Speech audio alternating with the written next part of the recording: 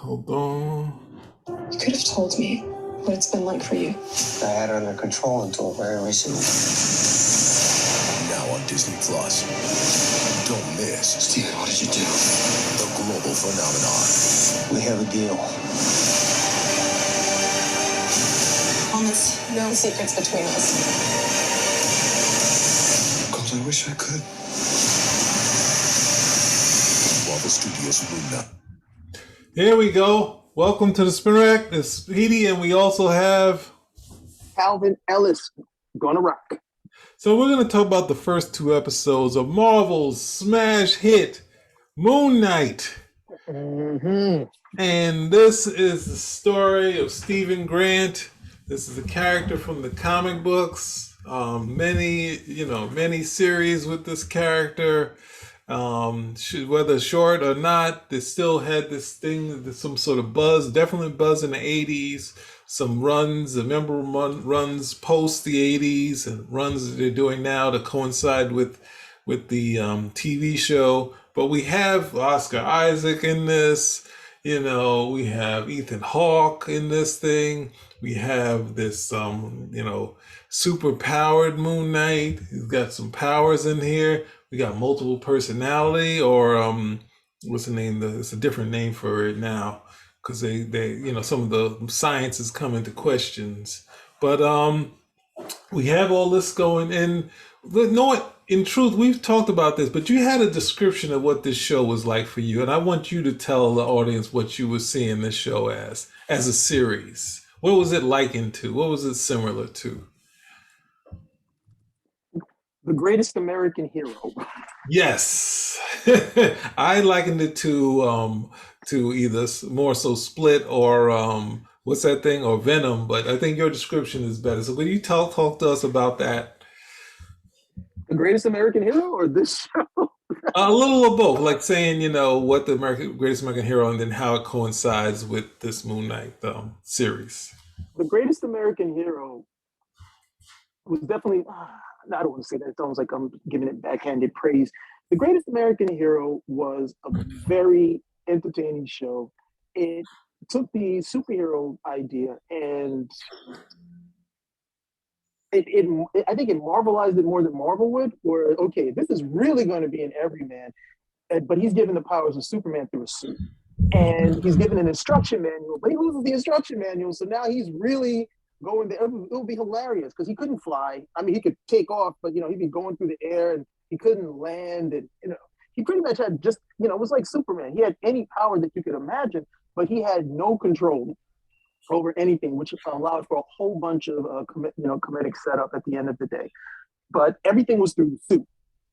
So anything that he needed to achieve was through the suit.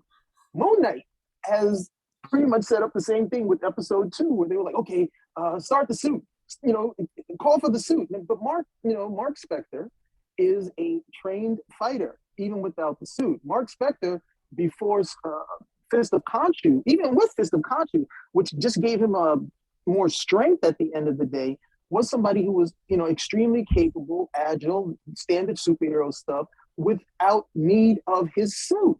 And so this is now made that, the suit is now this armor and so on. It's the greatest American hero, with a little bit more capability, with the exception of when he decided to, when Stephen Grant puts on his suit, an actual white suit, and then we get more greatest American hero stuff. Well, I got the power, but I don't really know how to use it, which is inconvenient with this jackal trying to kill me and my wife at the end of the day. But those conventions that we saw in the greatest American hero are just really apparent right here.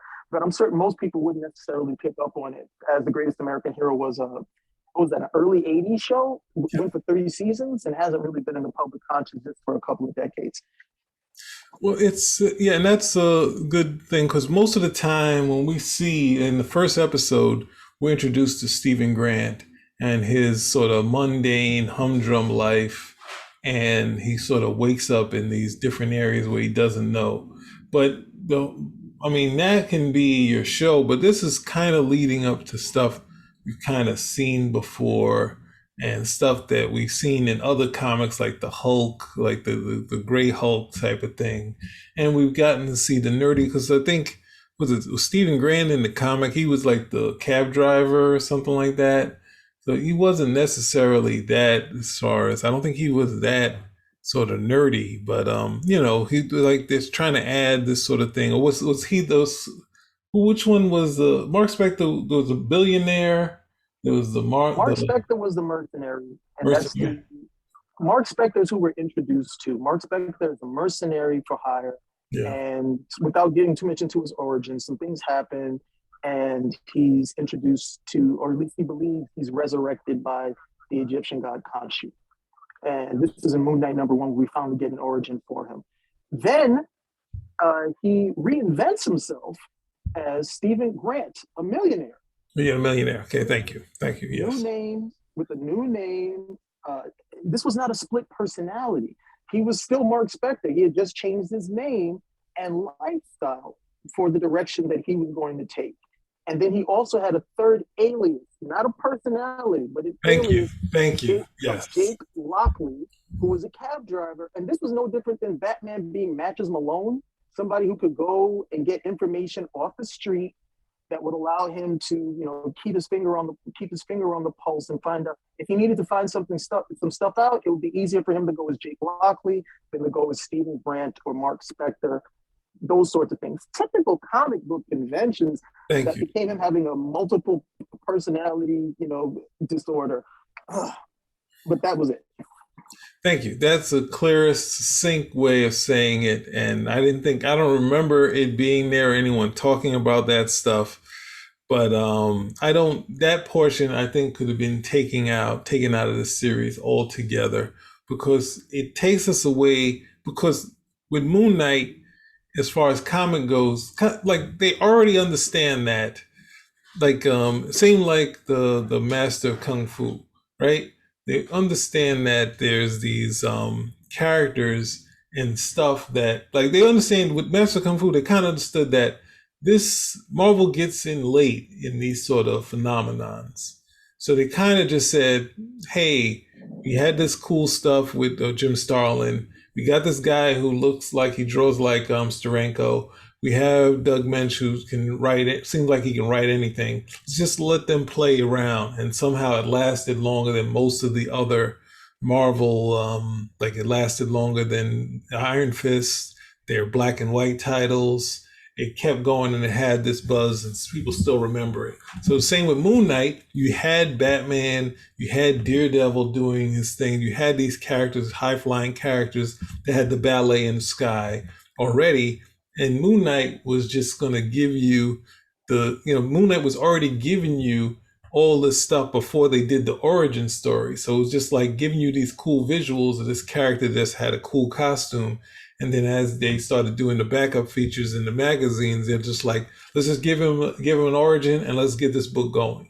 And let Bill Sienkiewicz just have fun. Let these guys, and Doug Mensch again, let these guys have fun. And then as they go, they start exploring visual storytelling, where this guy's a Neil Adams clone, like one of the best and strongest artists as far as being the bare bones, the only one that Neil Adams called up Marvel and said, give this guy a job. All the other ones, he kind of pointed out their mistakes, like Byrne, not a clone, but anyone who came, Perez, Miller, all those guys got critiques.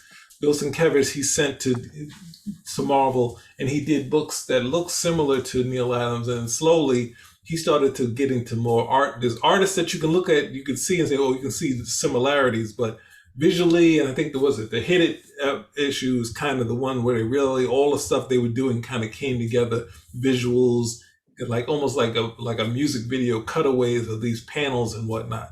This is just like saying, hey, you know what?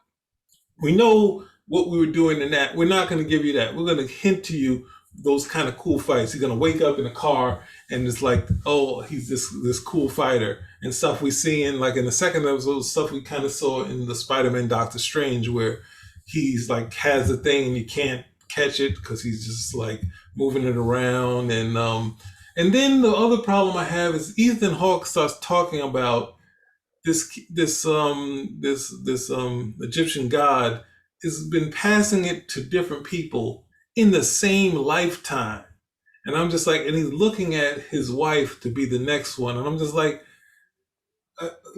I need this thing to be at the moment we get Moon Knight, it's one of one, not one of this is the guy who had it before, and he's looking at this guy. The god is so bad and he's so evil. He's gonna use someone else. You get vengeance, but he kind of uses you. All this stuff I don't need. I just want some cool stuff in here, and that's the thing. You go into the stories, not getting into the problem with the god and this is the full flaws of the God we got to fix so we can get and it doesn't work. I'm sorry to jump in, but yeah, no, sorry. It doesn't work. It's not the first episode. I was okay because at the very end you got Moon Knight, and I was like, okay, we're moving on now. But then in the next episode, they played it out the same way again, where Moon Knight comes in at the where Moon Knight is not a character. Moon Knight is a suit. Yes. Okay. And the suit is going to come in and save the day, do it Machina at the end of the day. And I'm like, no, this is not the character. Moon Knight is Mark Spector. And they decided when they did it again for the second episode, they did it again for the third episode. I said, okay, this is not working at the end of the day because the reason to watch the show was not to see the merry adventures of Stephen and Mark's mentality. Mm-hmm. It's Moon Knight. And you're not showing the character. Instead, the other things have become prominent. Some of the stuff is just hackneyed with the guy who wants to release the evil goddess and so on and so forth. But in the third episode, there's some stuff that goes on. I'm like, okay, these people have to be less than stupid at this point for this to continue. But hey, that's a story that they're telling. But the draw is still supposed to be Moon Knight, and they have marginalized that draw to. I'm trying to, when they do stuff like this, I'm like, okay, who are they making this for? Because they're not making it for me. So who are they making this for? Who do they want to tune in to see this, to see very little of the superhero that they're advertising and more of the drama of this guy dealing with his multiple personality disorder. It's such a case of a god that seems to be, because of course that's Hollywood. All gods are evil. So if God is like borderline evil, using him, manipulating him, who is the person? Who's the audience that they are making this for? And I'm still trying to put my finger on it at the end of the day, because this is still somebody who's supposed to be a superhero. Mm-hmm. And for Marvel did such a good job of establishing these guys in the early films. And now when I watch these shows, with the exception of Falcon and the Winter Soldier, which I can still critique here and there, but overall I thought was pretty good, pretty strong. And Hawkeye, I look at this and I'm like, well, who the hell is this for? It's supposed to be superheroes, and you won't even show us the superhero until the damn end. I think you before we got on, you were mentioning the Hulk and having to plan things to do the Hulk stuff. And one of the things I think I was watching an episode of the Hulk, and like the Hulk scenes were almost stock images. Some of the lighting didn't always work in the episode. It was like they used some older shots of a wide shot of Lou Ferrigno doing like this. But the story is all this cool story that was set that with Bruce Banner. And then when the Hulk is changing, there's an episode where in this construction site and the Hulk is there, and I'm like, oh no, Jack McGee is there. And the Hulk is like going there, and then there's no one to fight. So the Hulk calms down, and Jack McGee is like, hey, the Hulk isn't like rampaging. He's just standing there, and the Hulk sits down, and the Jack McGee is there, and he's calming down. And Jack McGee is like, what's going on with your face? I'm like, they got, even though they have reused shots, they did some decent stories with this, even towards the end, where they were like stuck with the characters. And this is just like, we're gonna get you to the cool stuff. Just stay along, but we're gonna develop this MD. We know how actors like the MPD stuff. They love the multiple personality stuff. We're gonna add you some of that. That's about them. That gets them to act. And this is great. I can go and I can draw and stuff, but it's not about you. Yes. And just having this guy is a cool. He's like the bat. The thing was like you already had Daredevil running, starting the bubble, and Marvel just like, you know what? We're supplanting Batman. This is us. You like Batman. where they had a comic. I think we said it before. They had a comics journal where he said, move aside, old timer." Move over, Batman. So There's something meteor. so it's like they were trying to say, come, this is the kind of stuff you want to see with Batman. And that's what we're trying to get to. And I think we saw a bit where we saw the moon thing, but basically, you really need to push up this sort of action here and not just this, like, if you're going to do in episode 2, you had the wolf type of thing. Like, when you got to that issue where the werewolf, or werewolf by night, if that was even that in that issue, appears in the Moon Knight comic, it's visually just like, wow, this is like when you get to a cool movie with the werewolf and whatnot and that sort of thing. But like they just like, we're just gonna do this funny bits where no one can see this, and he gets hit against a bus, and everyone's seeing this guy, and it's like, oh, you can't see this stuff, and so it can go into the insanity sort of thing. It's just like, just give us some cool stuff. Cut it down to 4 episodes if you can't afford to do a fight scene in all 6, and give us. You gotta cut it down to. I mean, because they cut it down. I mean, these guys wanted to come out and they were doing 12 episodes, 13 episodes, and guys said, no, that's too long. You know, you guys are stretching it out. But they cut it down to 8, and from 8, we're going down to 6, and from 6, we got to cut it down to 4. It's like, you guys have no. How about you do 6, or you do 8, or you do 13, but you actually have a.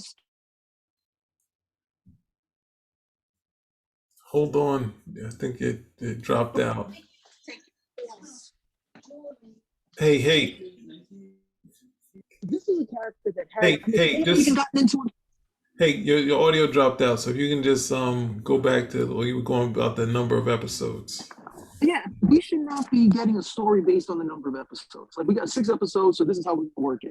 We should be getting a story based on, like, okay, the number of episodes are going to be for the amount of story that we have. So, once you get to 4, I'm like, okay, this guy has an origin that you could do with 2 episodes. You could easily, do his origin 2 episodes at the end of the day. The whole mercenary, and then becoming Moon Knight, and then you have like whatever the problem is he needs to solve, and so on and so forth.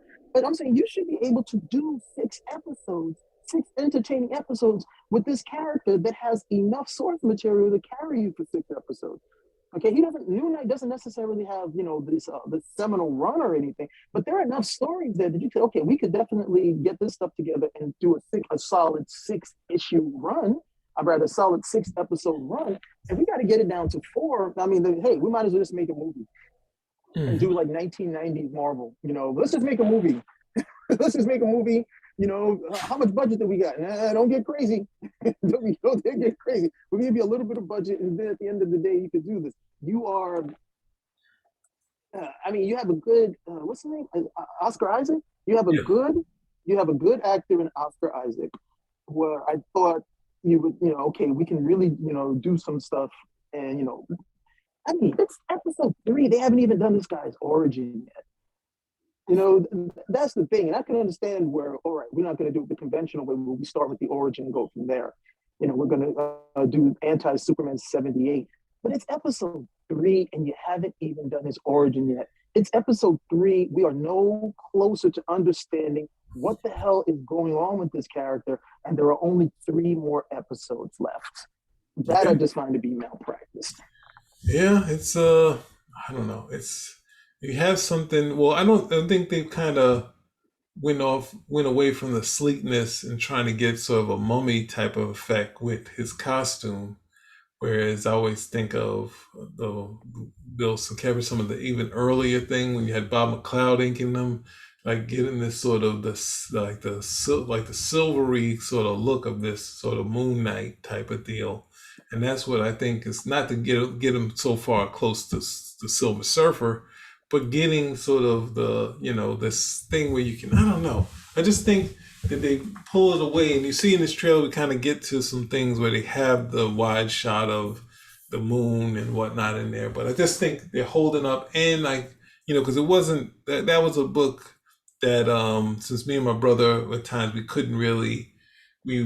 wouldn't buy the same books, and at the same time we really couldn't share creators. So Bill Sienkiewicz was kind of my brother's creator, but I would look over, I'd pick up some of them, and I'm just like, looking at that, and I immediately fell for Marlene, and I'm just like, what happened to Marlene? Like, he's like, he totally changed Marlene, and it's just like, well, what is it? He's gonna do an episode where he said, well, I was a blonde, but when I grew out when I got older. It's like, no, like, just do the character that's in the comic book. You don't need to, cast away to say, well, we're worried about what someone's going to say.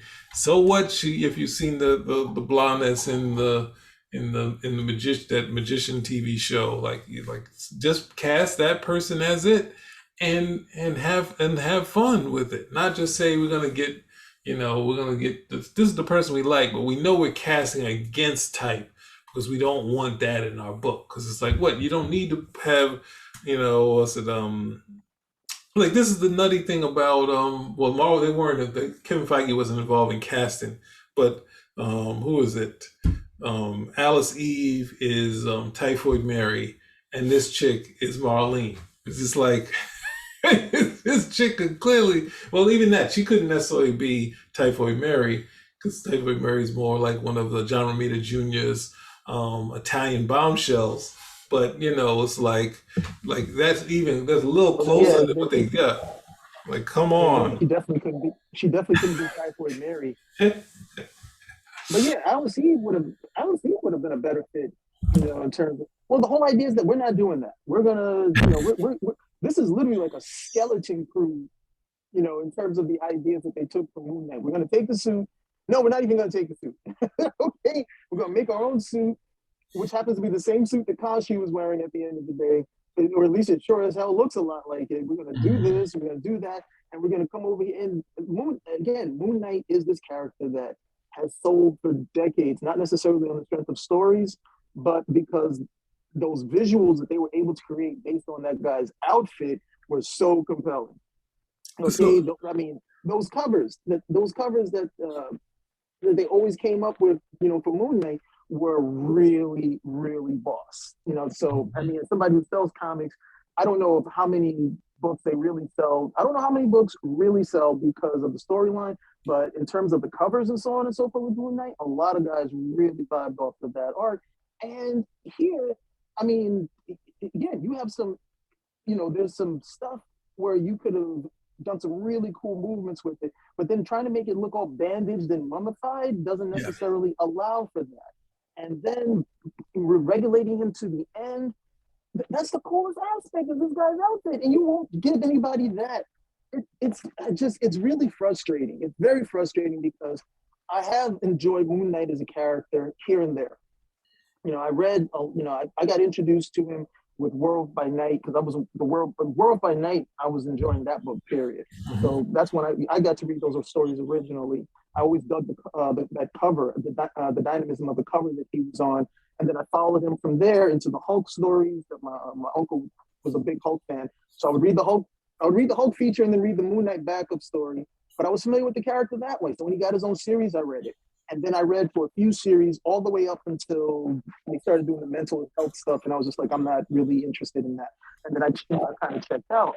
But then, they go with that and, guys vibe with it. And they decided to run with that idea because Moon Knight didn't really have the strongest backstory other than the fact that, he got into this incident. He believed that he's resurrected by Khonshu. Now he's going to go fight crime. Everybody's, well, that's, there's not a lot necessarily to that. But damn, if that outfit isn't cool. So, that was enough, that was enough for me, where you can just do some traditional superhero storytelling at the end of the day. But that's not what that's not the route that these guys decided to go with it. But again, I always ask, who is this being made for? It's not me. So who's the audience who wants to see this, where they don't want to see the superhero except for the last 2 or 3 minutes of the show and all this other stuff, which has very little to do with being a superhero, is the premise of the show. Yeah, that's.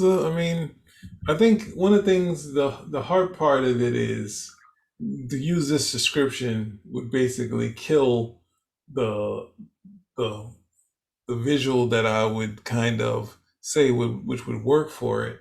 But the closest thing of trying to do something where it didn't work for the spirit, but that sort of locale and feel and like real digitally pushing some of the stuff where you do good storylines and cool things and play with the lights and darks and film, really get that action out of it and not spend that much time. And you can spend that time, so much time with the human version of them because they were giving you this monthly fix. It wasn't necessarily something that you were going into and saying, I need this thing to be like, like the Fantastic Four, like the Kirby run. This was just giving you this monthly fix of visuals and fun and like of 20 minutes of a cool comic book. And that's what you should be getting here and giving you these visuals. And I know like Mentioned in Spirit is kind of saying that, but it's like when you look at some of these locales and some of the buildings you see Bill Sienkiewicz is doing, it's just like, what if we tried to get that? What if we try to get some color?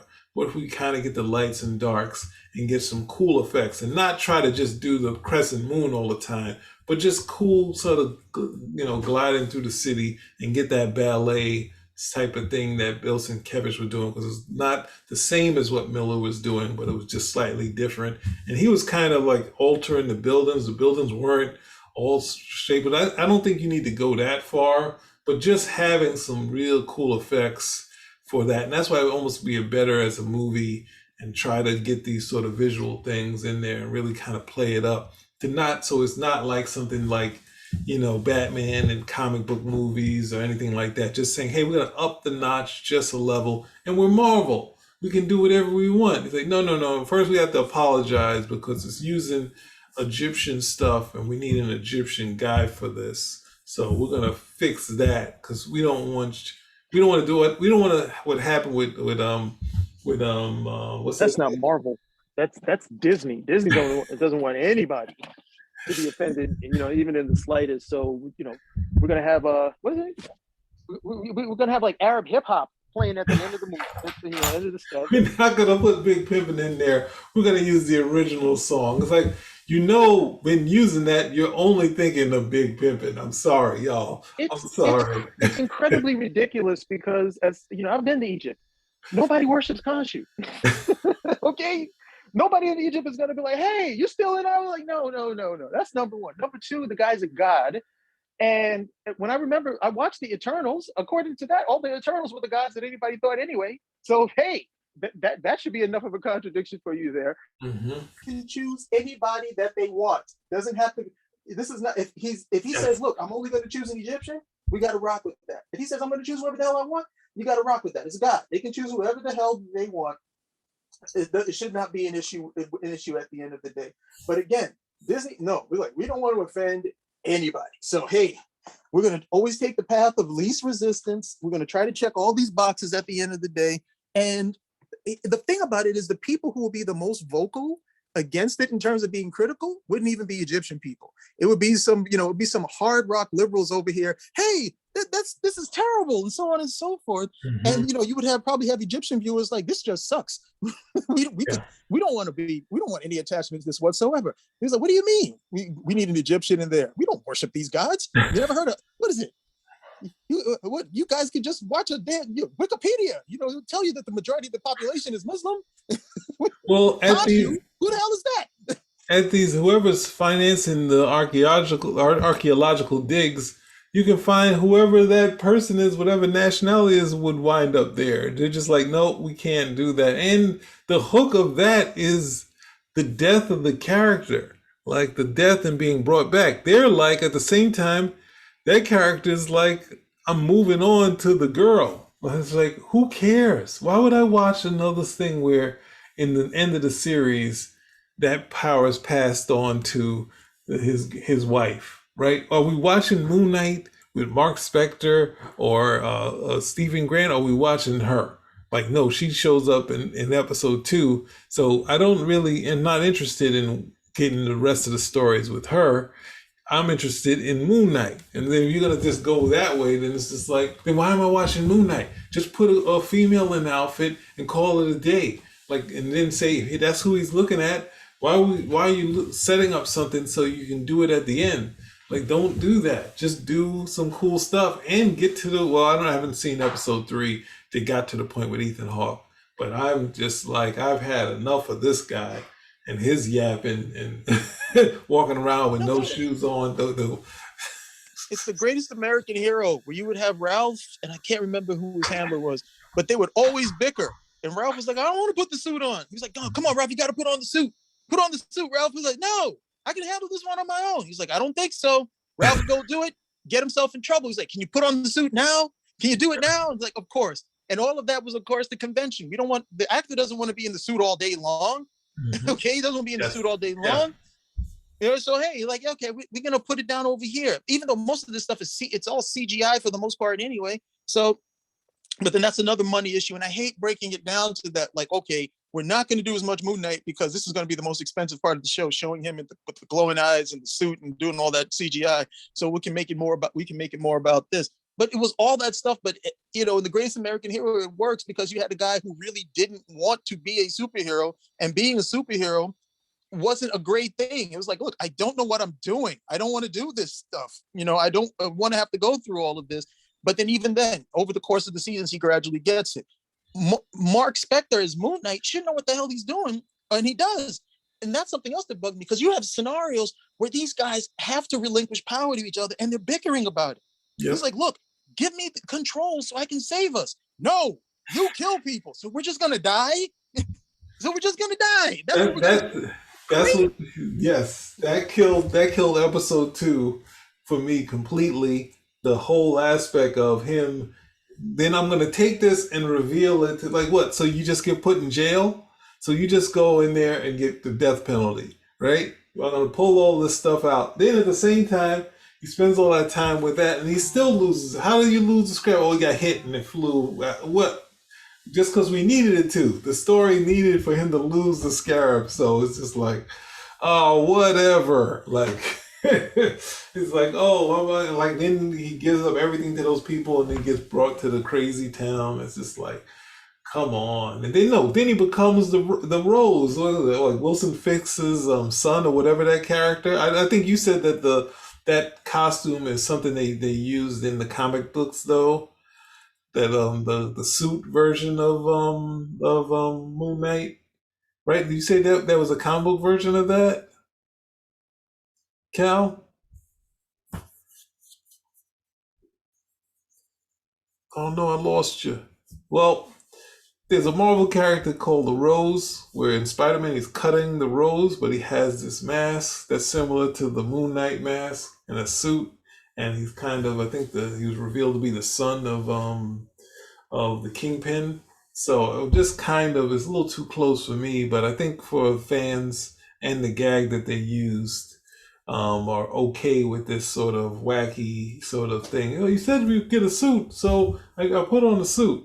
So oh no, we lost them altogether. It's all me now. It's in total control. But anyway, hopefully he'll sign back on.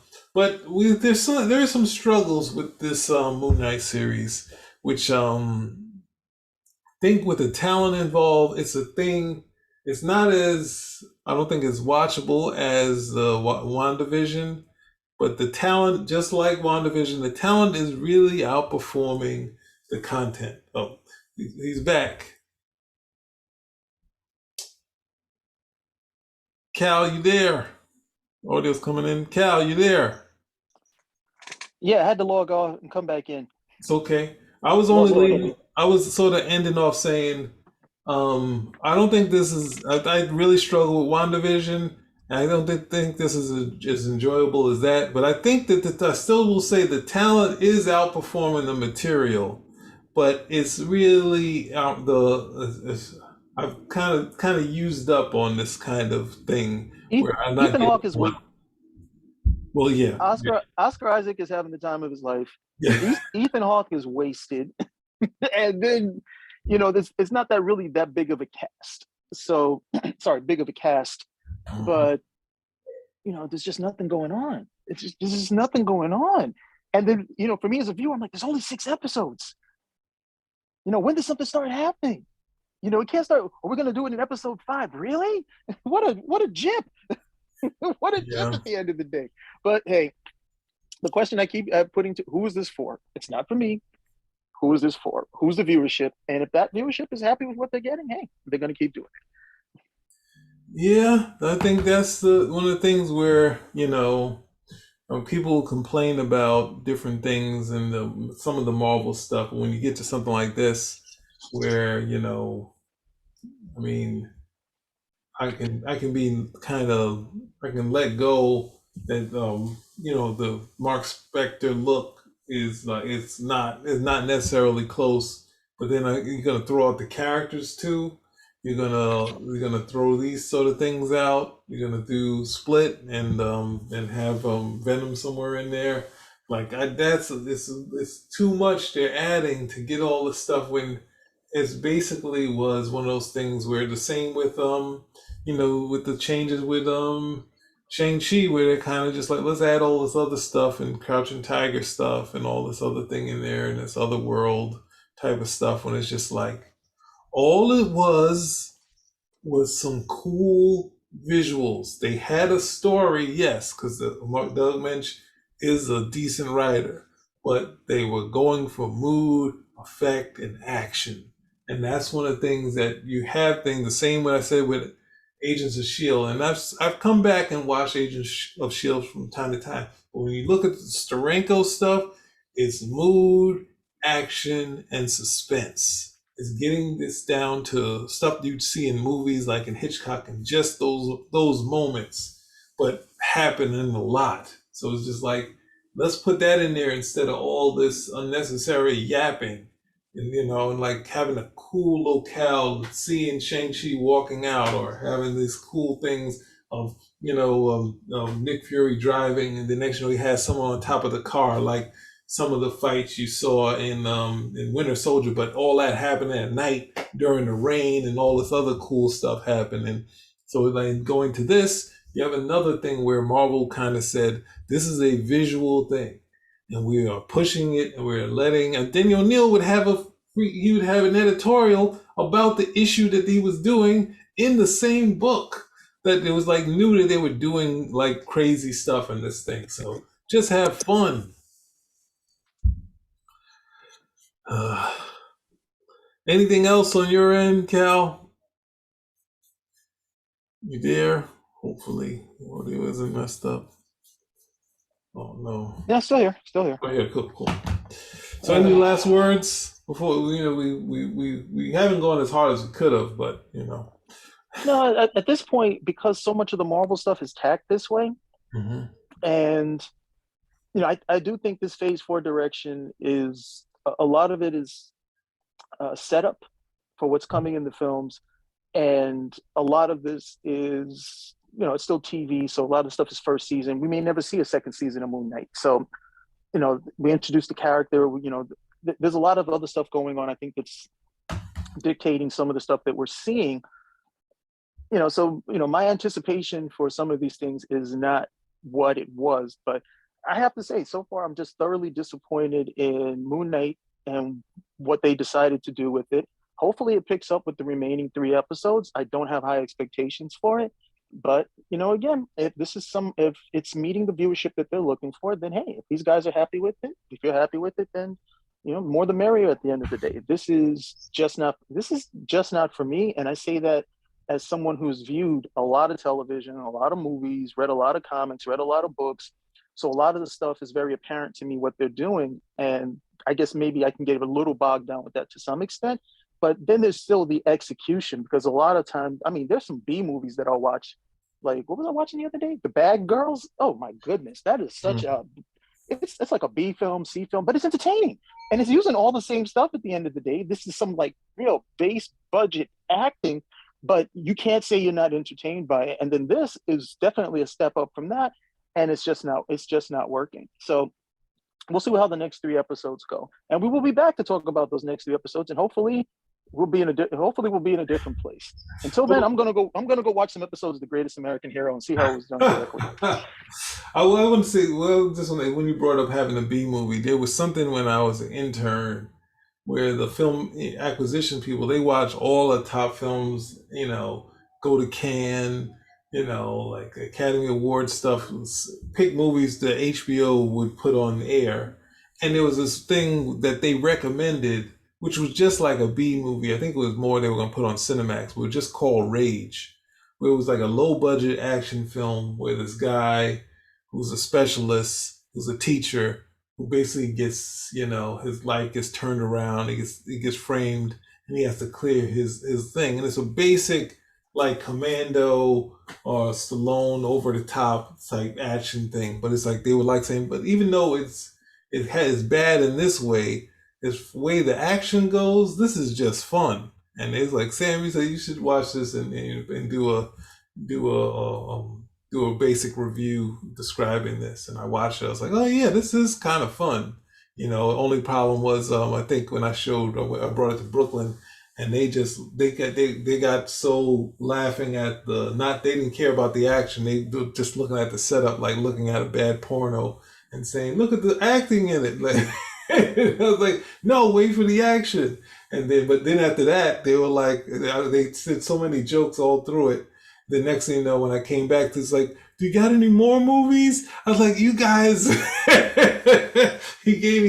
trashed me the whole time, but you were enjoying it at the same time. But yeah, having something that can be like just enjoyable and not just say, we're going to get through the psychology, we're going to set up all these three characters, we're gonna not show you these fights. We're gonna show you the moments. Because the interesting character is Stephen Grant when he's running around scared and not seeing himself on video. When he doesn't see the action, it's like, we want the action. This is what the character is. The character was like saying, I'm a Batman clone and I'm better than that. We're gonna go back to what was cool about Batman, fighting and vengeance and all this stuff. That's what they did. That's what Marvel did, saying, DC ain't doing it, we're going to do it. And, it scored for a while there until, of course, it was, people following Bill Sienkiewicz, and they're like, hey, let's go over to the New Mutants. And it's like, oh, New Mutants is selling. Well, I don't know if it's selling. I mean, it's X-House, so it's already doing okay. But it was big for Claremont and a lot of the fans. So we got 3 more. I have 4 more to go through. So I've been kind of sitting on it. So we'll see what I say on this. I'm pretty sure Cal's what Cal's been saying about it is not going to be too much different from what I have to say. So I guess we're going to close this one out. Spinner rack. Believe it or not, out. Out. Latest.